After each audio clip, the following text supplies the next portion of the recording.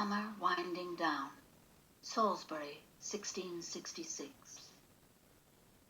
The king is always allowed to do as he wishes, and so he chose our city, our neighborhood, as a hiding place from the plague abound in London. We who live here are weavers. Our hands and feet engage with our looms, the steady thwacking for shawls and lap rugs, and the tightly woven arras behind which the king is kept safe, wrapped in his silks.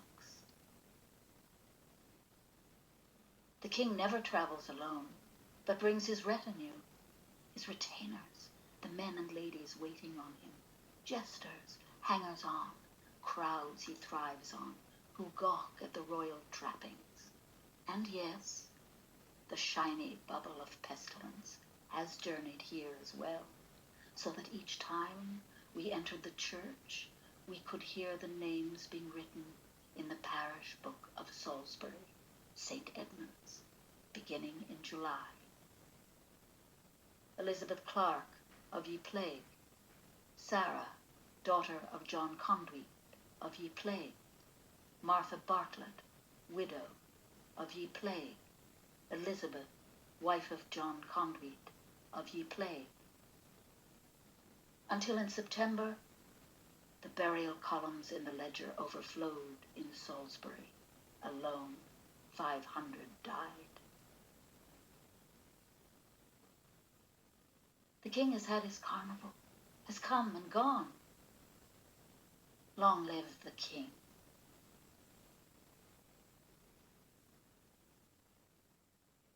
Epilogue.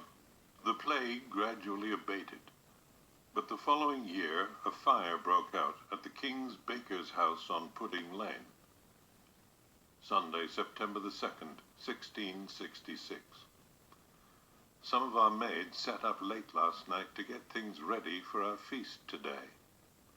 Jane called us up about 3 in the morning to tell us of a great fire they saw in the city. So I rose and slipped on my nightgown and went to her window, and thought it to be on the back side of Mark Lane at the farthest. But being unused to such fires, I thought it far enough off, and so went to bed again and to sleep. About 7, I rose again to dress myself, and there looked out at the window, and saw the fire not so much as it was, and further off. By and by Jane comes and tells me that she hears that above 300 houses have been burned down by the fire we saw, and that it is now burning down all Fish Street by London Bridge. So I made myself ready, and walked to the tower, and got up upon one of the high places. And there I did see the houses at the end of the bridge all on fire. Everybody endeavouring to remove their goods, and flinging them onto flat-bottomed boats. Poor people staying in their houses until the very fire touched them, and then running into boats or clambering from one pair of stairs by the waterside to another. And among other things, the poor pigeons.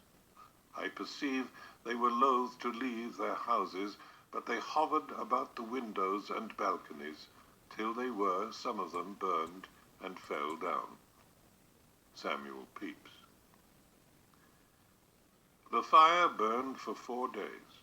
It destroyed the medieval city within the old Roman city wall, including over 13,000 houses, 87 parish churches, and St. Paul's Cathedral, leaving nearly 90% of London's inhabitants homeless.